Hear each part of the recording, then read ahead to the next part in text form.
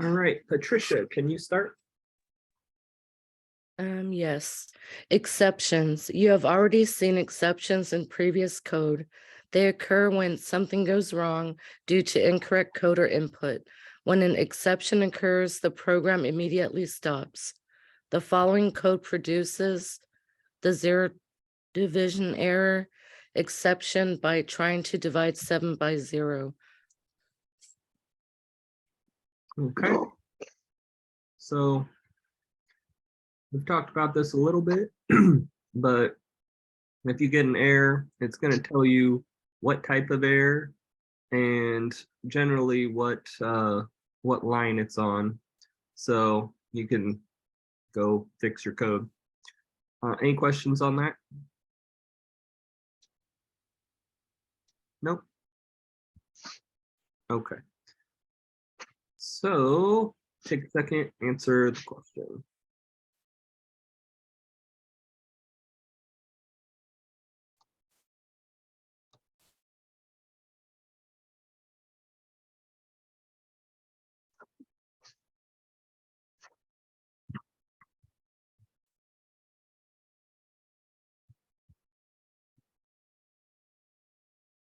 Right, what is an exception? An event that occurs due to an incorrect code or input. David, can you read this one? Exceptions. Different exceptions are raised for different reasons. Common exceptions. Import error and import fails. Index error. A list of indexed with an out of range number. Name error. An unknown variable is used. Syntax error. The code can't be parsed properly. Type error. A function is called on a value of an inappropriate type. Value error. A function is called on a value of a correct type, but with an inappropriate value. Python has several built-in exceptions, such as zero division error and OS error. Third-party libraries also often define their own exceptions. All right. Go ahead, answer the next question.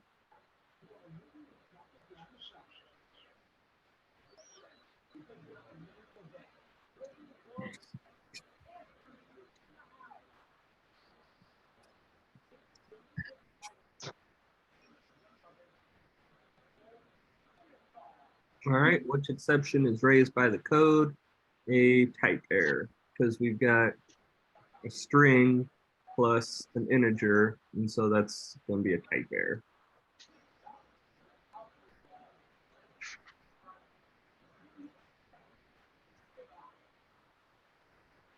Jacob, can you read this one?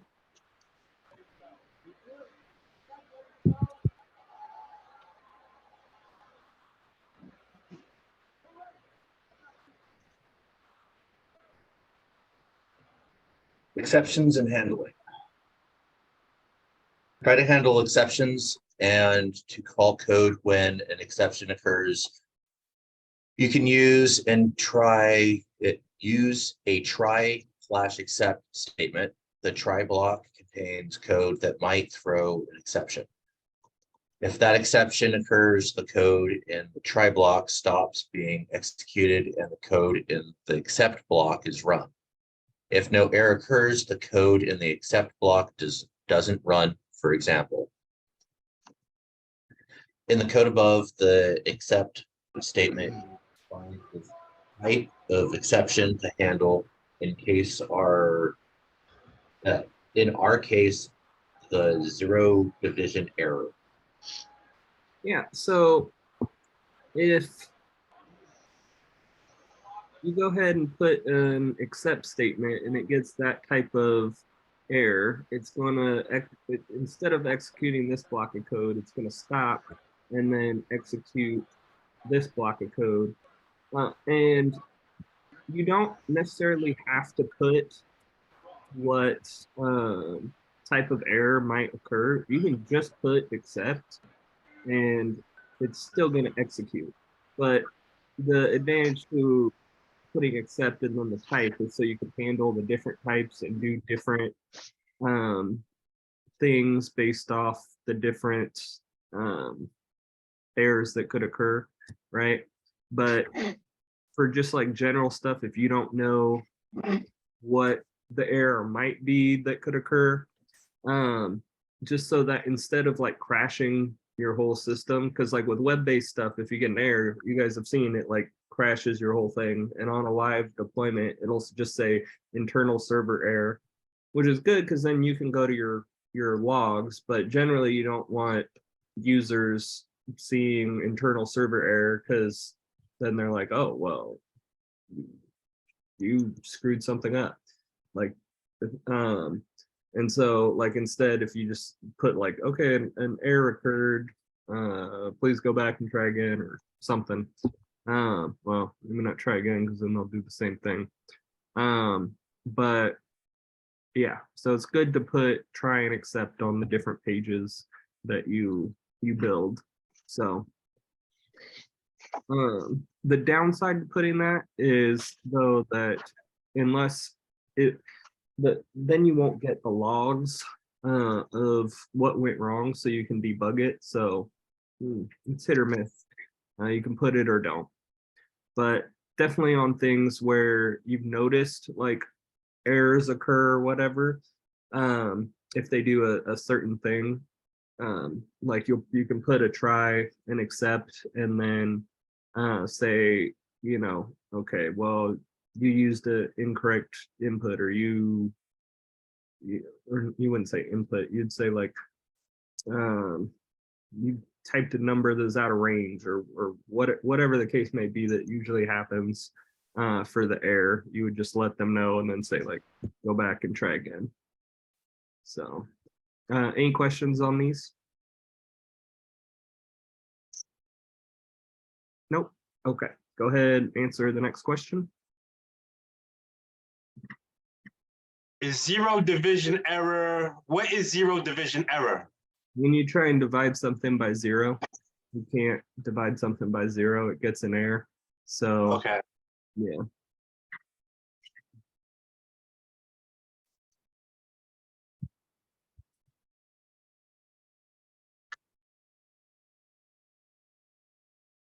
No.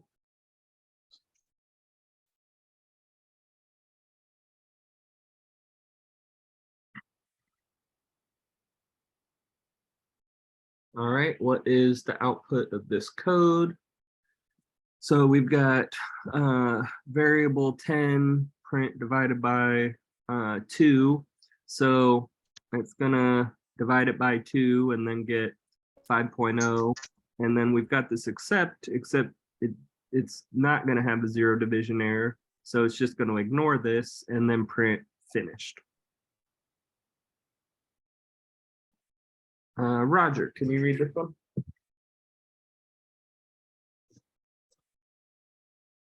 Exception handling. A try statement can have multiple different except blocks to handle different exceptions. Multiple exceptions can also be put into a single except block using parentheses. To have the except block handle all of them, run that code. Try it yourself and play around with the code. Okay, so kind of just like your if, elif, or if, else, and elif, except it's just except for all the different errors that it might occur, so you can handle them differently. And then a good thing to put at the end is just a regular except too. This is kind of the same thing as that though, but anyway. But if like you were just doing like a 0 division error, you'd also want to put like just a regular except at the end.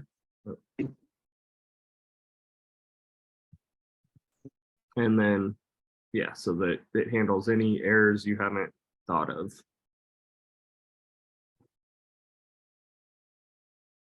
Okay, answer the next question.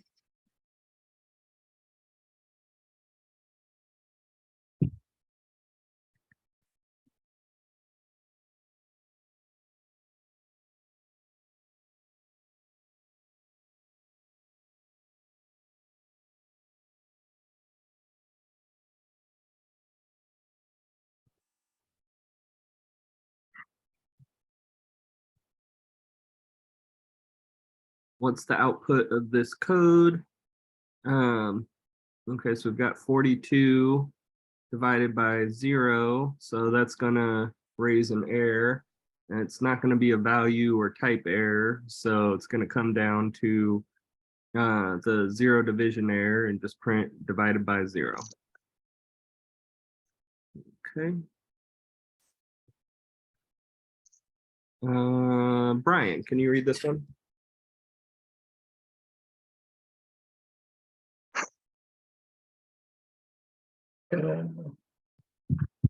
Exception handling. The exempt statement without any exception specified with catch all errors. These should be used sparingly as they can catch unexpected errors and hide programming mistakes. For example,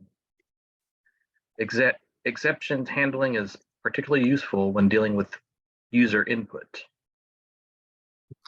Yeah, so like I said, if you use this, if you just put except at the end, you're not going to get notified of what errors. So it's a good, like, if you're not going to, if you don't put that, like, it's better to put it like once you've debugged most of the code. But like while you're still testing and debugging and stuff, because you don't want it to just print, you know, an error occurred. You want to know what the error was. So yeah. All right, go ahead and work on this and then raise your hand once you're done.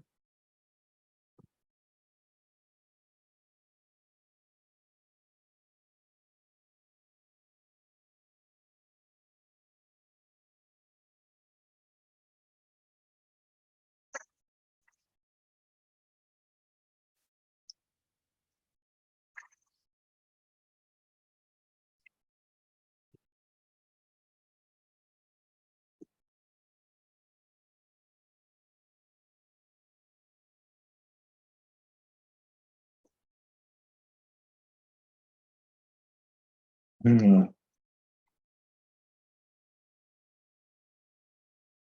much water.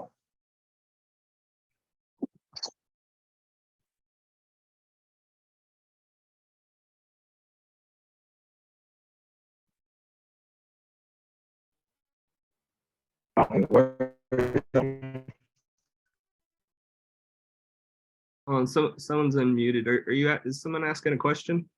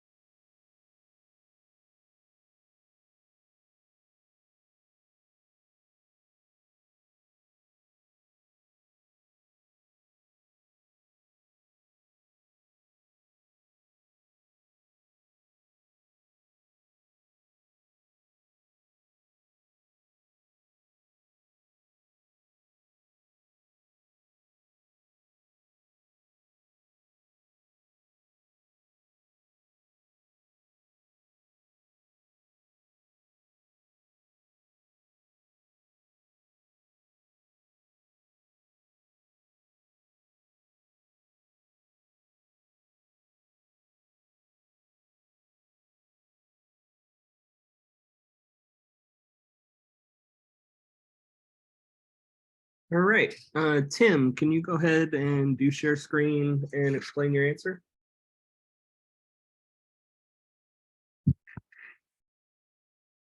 Yes. Hello, everyone. I found this one okay. Simple as integer to the pin.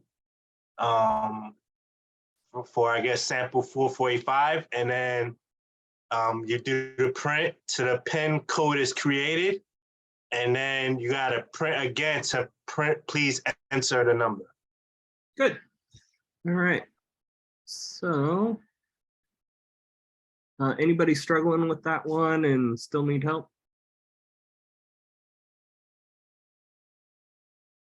Nope. Okay. Wait a minute. Uh-huh. I put on mute, but you know how my laptop and my headphone be acting. So I guess you didn't hear me. Oh, I yeah. think I have the idea. I think I have the idea, but can you explain a little bit? Yeah, you want to do screen share and I'll help you out. Screen share. Yeah, give me 1 second. I am oh my goodness. I'm all over the place. Come back right here. All right, screen share. Screen. All right.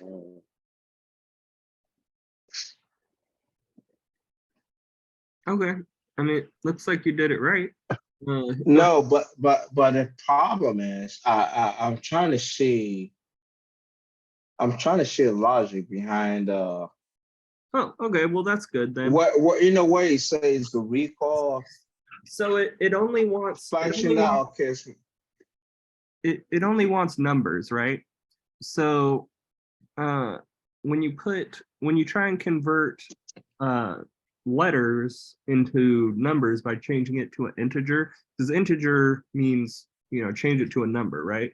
So you can change a string of numbers to an integer because they're all numbers. But if you try and convert numbers and some sort of letter to an integer, it's going to give you an error because it's going to say it's a type error, right? So by putting this try and except, then like if it's correct, if it's able to convert it to, so there on line 4, if it's able to convert it to an integer, then okay, no problems. It's all numbers, and then it's just going to print codes created. But if it's not, then an error is going to occur, and instead of displaying the error to the screen for the value error, it's going to say, you know, please enter a number. Does that answer your question? Does that make sense? well, so okay, I think I see what you're saying, but when you make an argument, the recall,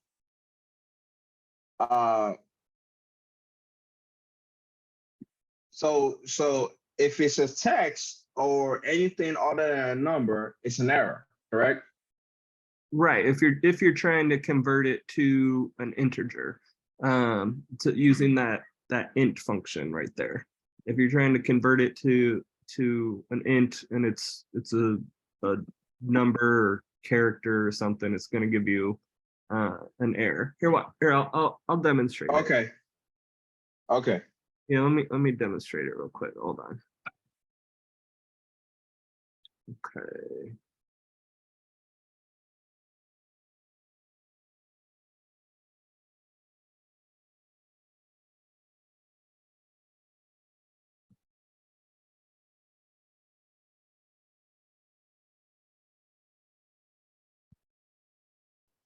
If we try and do int and we do well,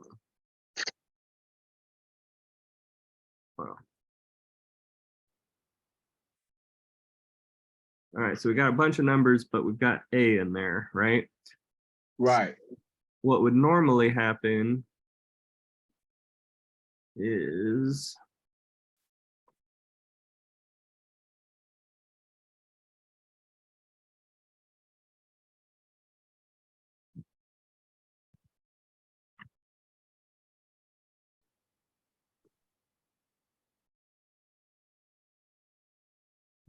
see, it's going to give you a value error.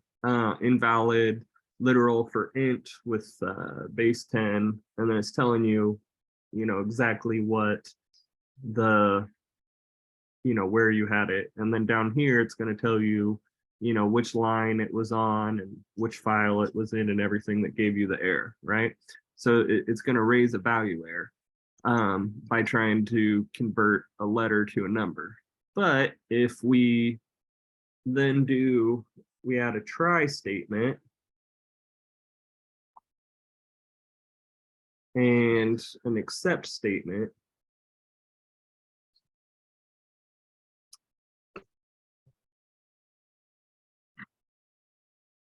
and we just put an error occurred. Now,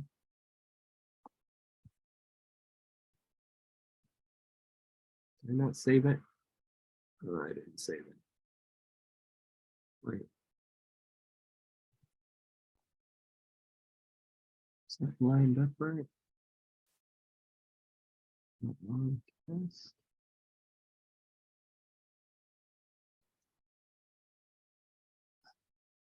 What the heck?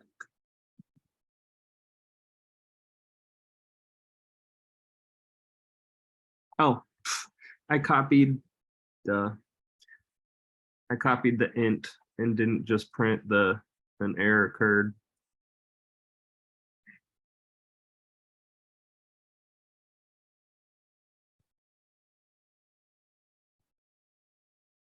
Okay, so now instead it's just going to print an error occurred, right? But if it was all numbers, right? So it's not going to create an error. Well, actually,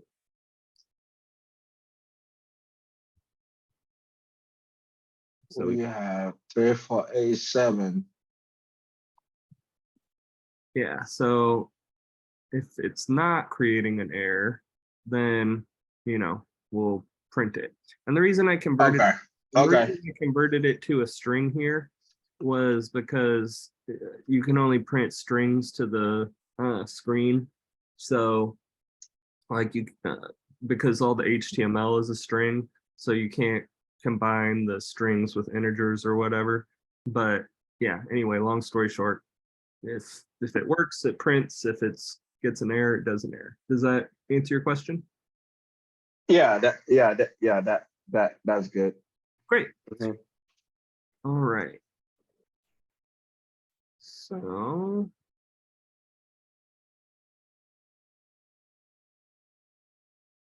I want this one, fill in the blanks to handle all possible exceptions, try, except, and yeah.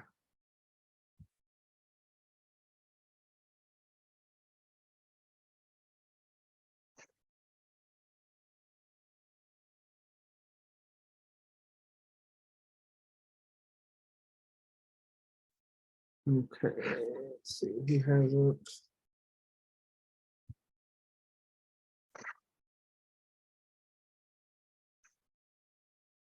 Sandra, can you go ahead and read this one?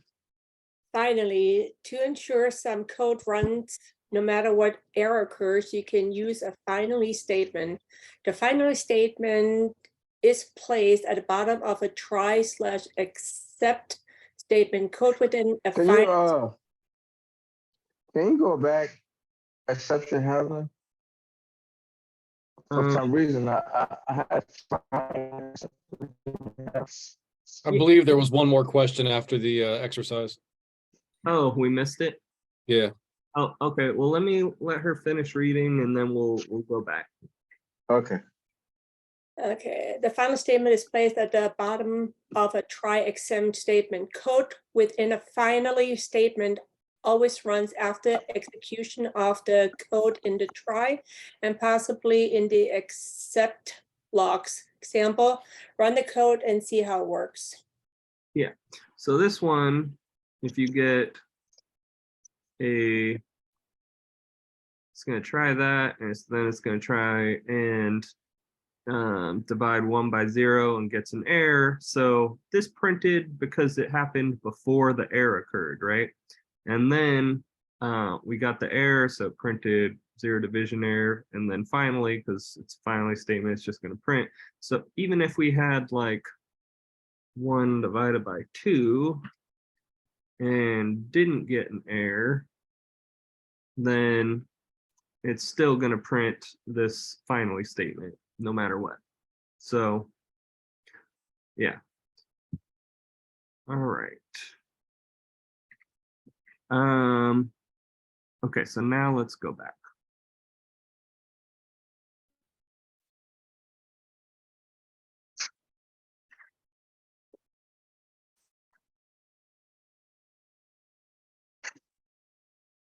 So it's okay. It's try, Yeah, and there's a colon there. yeah. So it's try Right. and And accept column. oh yeah, you always Okay. put the colon. And then anytime you put the colon, make sure to indent it so it knows, okay, execute this block of code in that event. Does that Okay. make sense? Yeah. Yeah, that makes sense. Okay.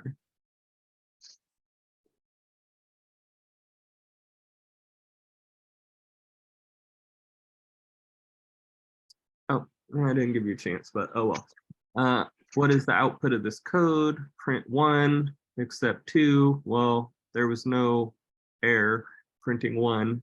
So then it's going to come down to finally and print 3.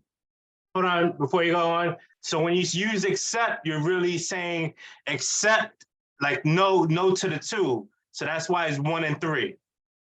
Because it says try print 1, and then it says accept print 2. You would think it would be 1, 2, 3. But because it says accept, you're not using 2. Well, except only happens if there's an error. So what you're doing is you're trying to do this block of code to see if it gets any errors. And if it does get an error, it's going to execute whatever's in this block of code. But if there's no error, then it's not going to execute the error, the accept block of code. But no matter what, it's always going to print finally. Does that make sense? I guess so, yeah. All right. Well, you said you guess so. I want to make sure you understand it. I got it. I got it. I got it. I just want to try it out. That's all. Oh, okay. Yeah. All right. Thank you. You're welcome. Mike, can you go ahead and read this one? Finally, code in a finally statement even runs if an uncaught exception occurs in one of the preceding blocks. Run the code and see how it works. And then there's an exercise for making coffee. Okay. So we pretty much covered all this. But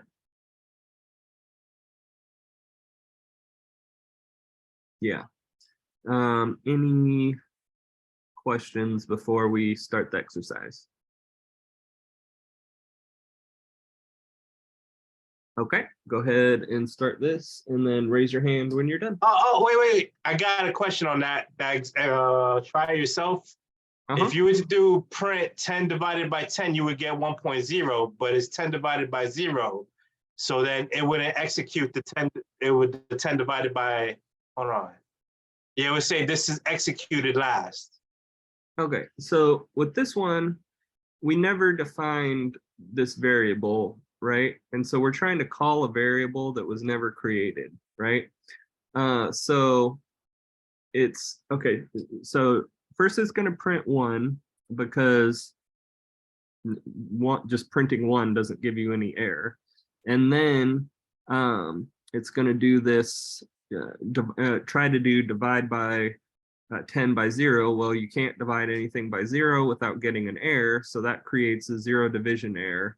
But then it says, okay, so it prints your finally, but then when it tries to, you're getting an error in your error handling, right? It's saying unknown var is not defined. So like you will sometimes you will see this occasionally. Like I do it when I'm parsing through a whole bunch of user input in order to make sure it goes through everything without getting an error. And so like, even if it gets an error, I don't want my error handler to get an error, right? So hold on.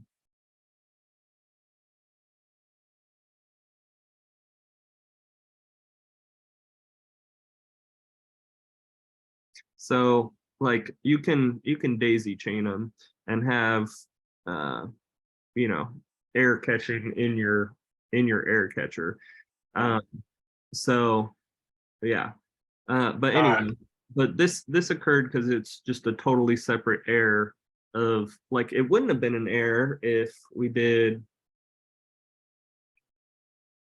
unknown var equals bar, right? Because then we had already defined this variable.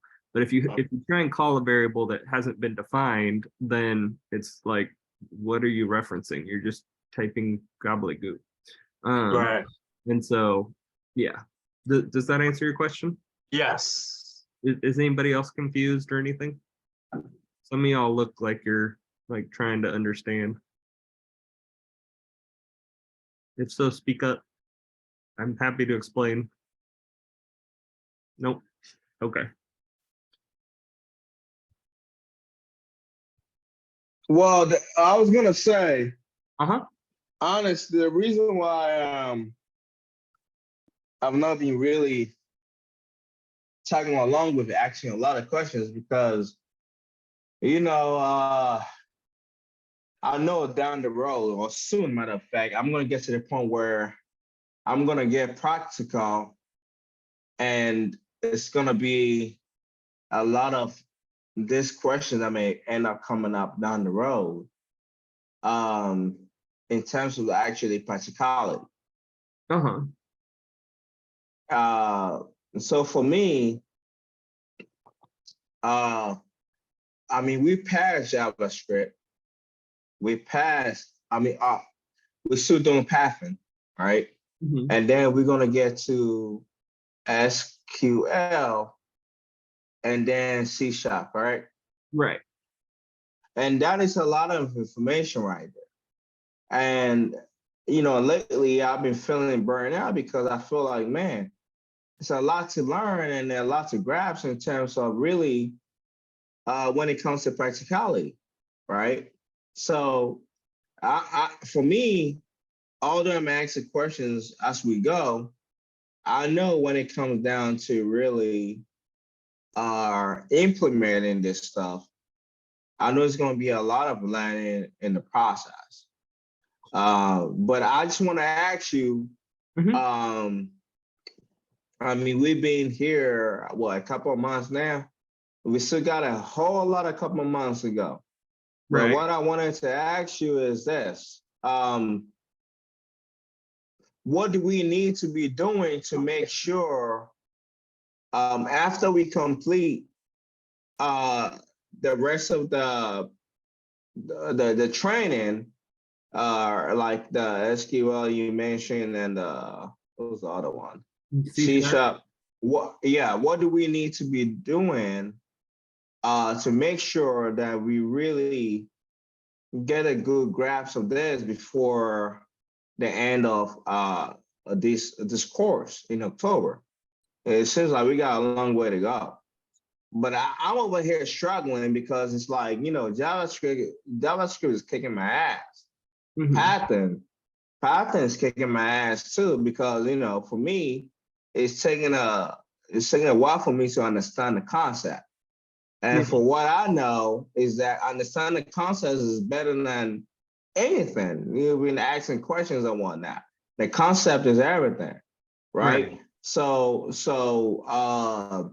my question to you is that you know, we got a couple more months to go, and I've been struggling. I'm like, man, do I really want to continue with this or what? Because you know, this is not easy.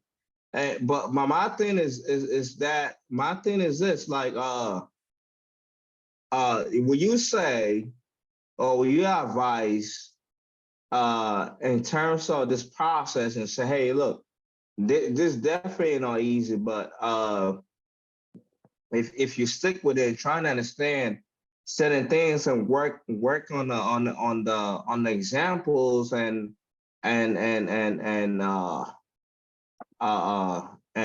practice, will you say that will be will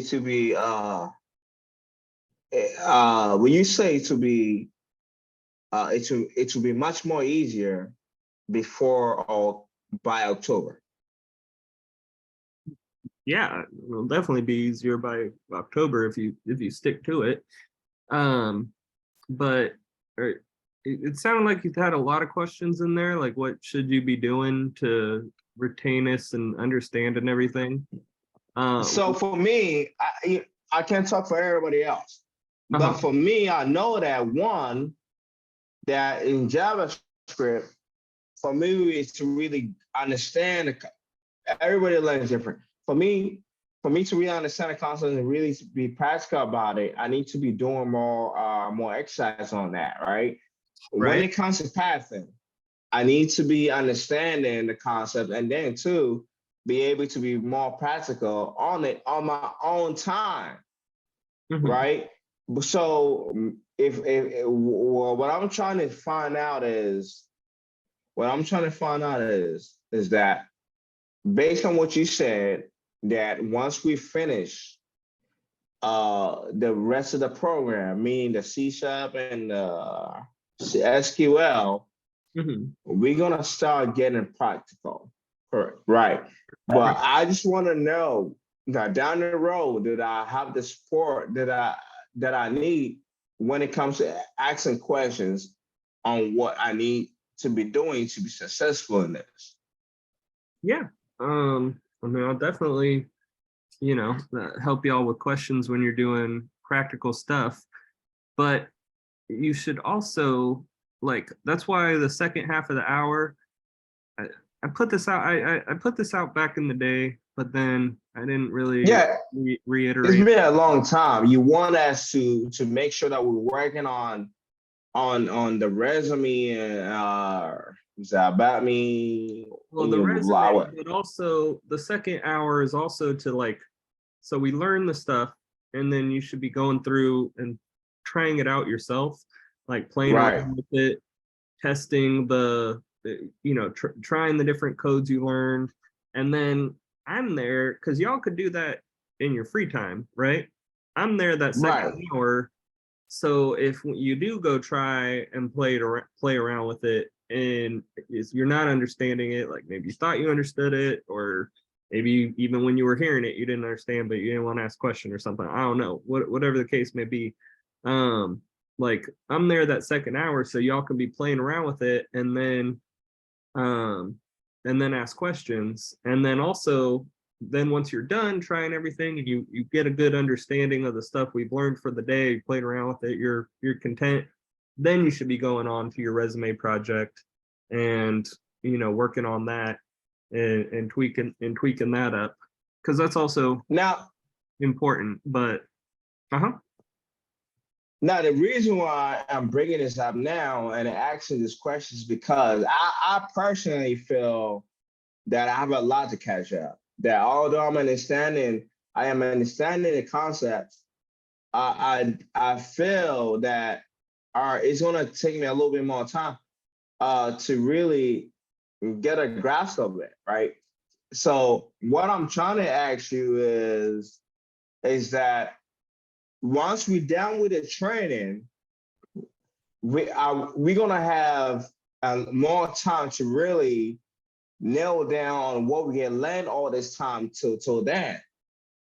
Yeah, that's what the practical exercises and stuff are for, is to put everything you learned into use, so that you retain it and know when to use it. Like a lot of times y'all ask about, okay, like when would we use this in real world examples?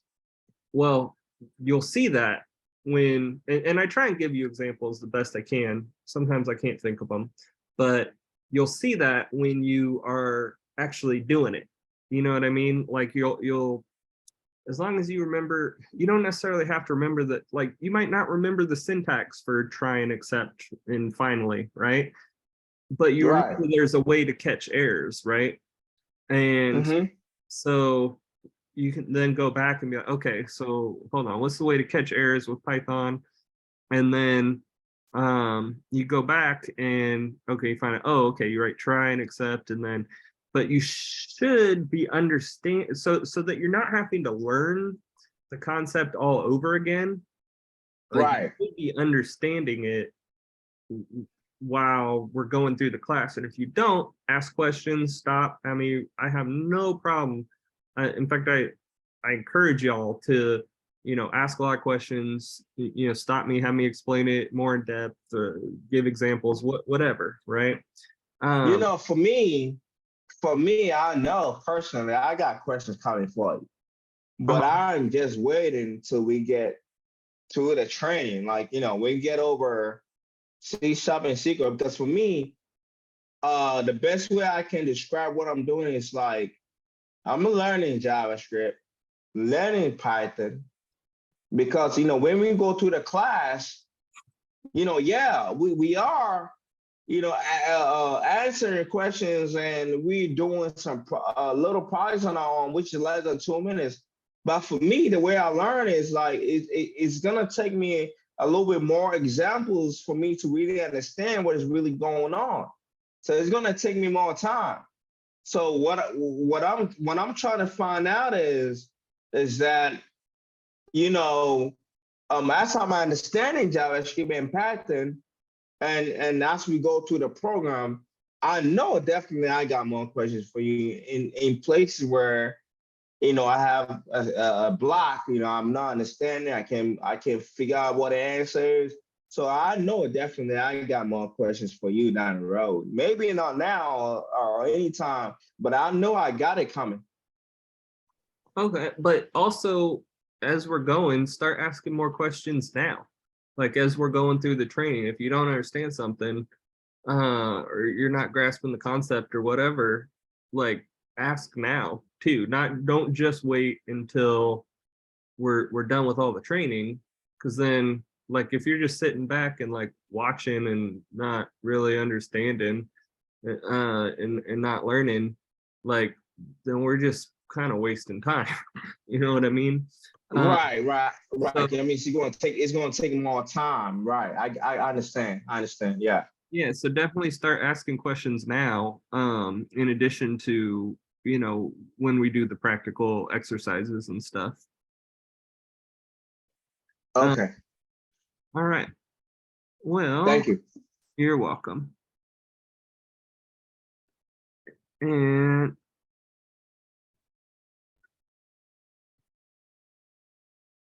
yeah, and we've got some good comments in the chat too.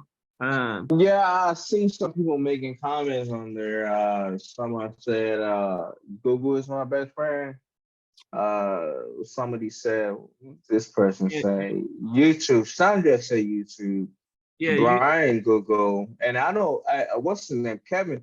Kevin been really been really helpful to me, and when I ask him questions privately. But Patricia, thank you for your tip over there. Sandra, Brian, thank you for all the tips. yeah. All right, good stuff. Well, all right, let's go ahead and get started on the practice, and raise your hand once you're done.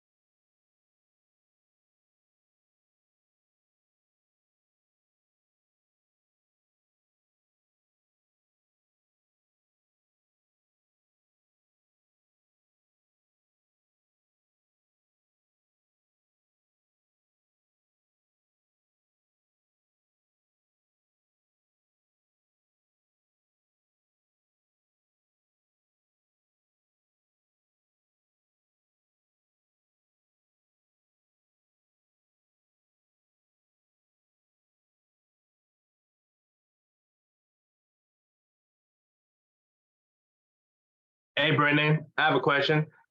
How do you know when to tell the difference when to use print, var, and the one we just learned today with accept? Print, what was the second one? Var and accept. How do you know when to use those? Because right now we got try, accept, and finally, but with print. So var is only a JavaScript thing. So you're not gonna use that in Python. Okay. So print is just when you want to print something to the screen, and the try is when you have a block of code that might encounter an error depending on like the user input or something. It might end up with an error. So you put try and then accept to handle the different errors that occur, right? And then finally is just it's going to print at the end no matter what, whether it gets an error or not. I see it. All right. Thank you. Okay. All right. Let's see who hasn't answered. Kevin, can you go ahead and share your screen and answer? Yep. I don't know if you were trying to look at the video too.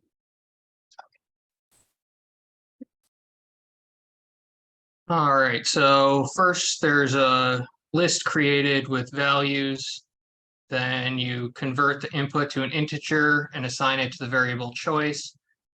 Then try to do this output choice as index of coffee and accept print invalid number if it doesn't work. And then the finally statement will always print have a good day. Good. All right. Good stuff. Does anybody struggling with that one and need help, or are you good to go?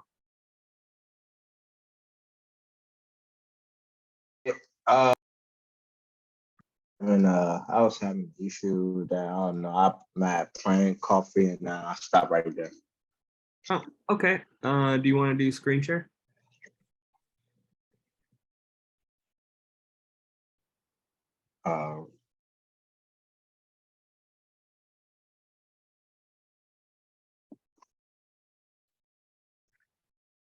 Okay. So the coffee is a list, right? So you're gonna want, so if you add, in the parentheses, but right at the end of coffee, go ahead and add your brackets. Oh, but like right next to it, right next to coffee. Add the brackets, not the curly brackets, just the regular brackets, the flat brackets. Okay, and then if you put choice in there, then it's going to try and take that variable choice and try and execute it. But if the choice is outside of the index range, like if it's a negative number or it's past the 5 options that are there, so 0 to 4, then it's going to get an error. And so click on the problem again so we can see what to put there. So it wants you to put a coffee vending machine makes 5,000 coffee, and list of 5,000 coffee, and they say each coffee option has its own number times 0. By the program, that will take a number from the customer's input from the customer. You see, this what confuses me. Right? I'm reading this. I'm like, what in the world are they talking about? For example, I'm going to read. Each coffee option has its own number, meaning coffee option right here, correct? Right. And it has its own number starting with 0. Write a program that would take a number from the customer as input from the customer and serve the corresponding coffee type. What in the world is that? Okay, so remember. I mean, I don't understand this English.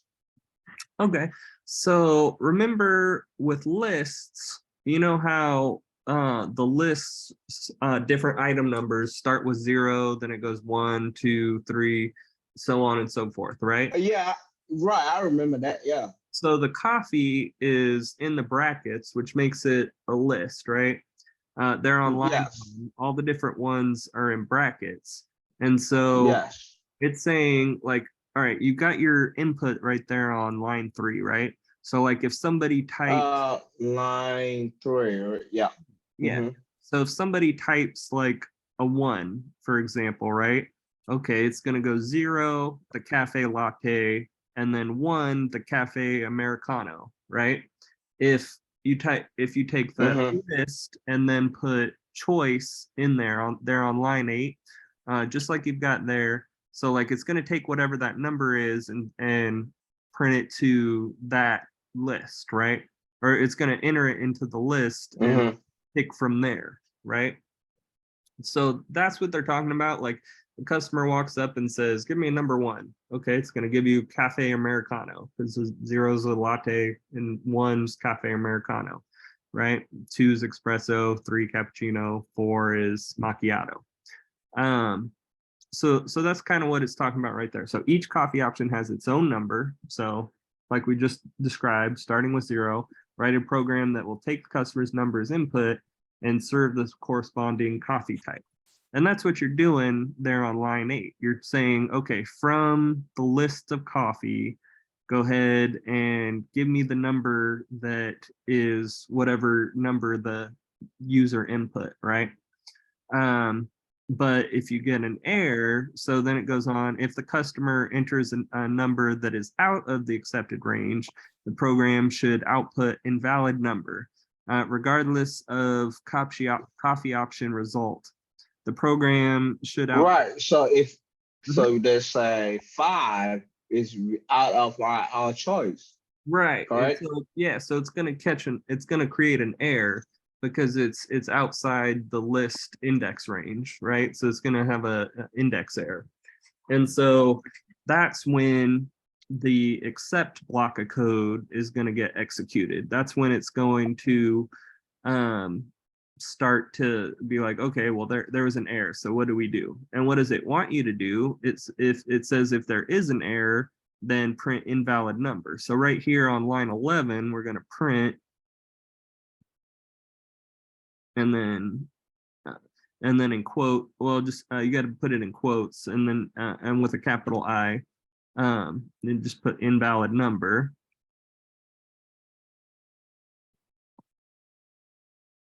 And why capital I and not a regular I? Say that again. You mentioned why you capital mentioned I gotta put right. Okay, see in the sample output how they What hold on, where is sample apple? Sample apple say 7 and I see 1 for yeah, oh I'm sorry. see It how says the invalid number. yeah, see how there the I's capital? That's how you know. Well, and it tells you Right, there's but why does it matter? If you are because writing a program, does a caps matter? yeah, it's case sensitive. So yeah, It's caps case matter. sensitive. Okay, Yeah, because it's case sensitive. Okay. yeah. So that's why it matters. And then finally, so it says regardless of the copy option result, the program should output have a nice day. So that's where the finally comes into effect because the finally is going to execute whether there was an error or not, right? And so we're just going to tell them, yeah, have a nice day, no matter what. Or actually, sorry, have a good day. My bad. Let me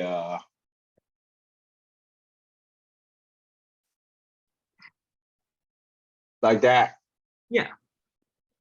So now try running it.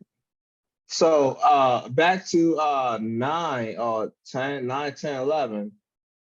We said that when the print call for choice, correct? So basically we are saying that within those choices that we have 0, 1, 2, 3 right here.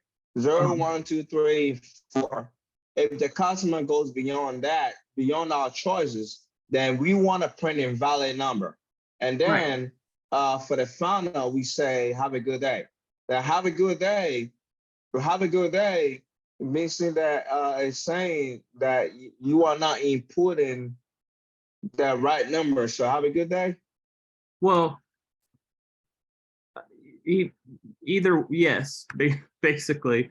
So basically you saying that if we saying, or this code is saying that if they are put the right number, it's gonna print hypothetical, it's gonna print valid number, and then it's gonna have a good day. If it's a wrong choice, it's gonna print invalid number, and it's just say have a good day, correct? Yeah, no matter what, it's gonna say have a good day, whether they got whether it's telling them which coffee they ordered because they entered a valid number, or they screwed up and they get an invalid number. Either way, it's gonna say have a good day. I don't know, maybe it's just their policy, that restaurant, to Right. say have a Okay. good day no matter what. So No matter what. Okay. yeah, Yeah, I get it now, and thanks for the explanation. you're welcome. Okay.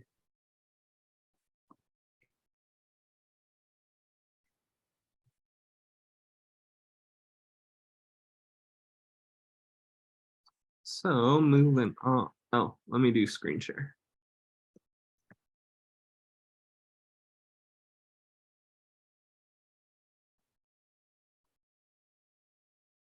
Okay, so drag and drop the options below to create a try, accept, and finally. Try, accept, finally. Okay, it is that time, so we will stop there and just go ahead and test out. I guess I should start saying this again. Test out all the things we covered today. Try it out on your internship test page. And then also, once you're done with that, once you've tried everything out and you're confident with it, then move on to your resume project. I'm going to log off. I will be right back.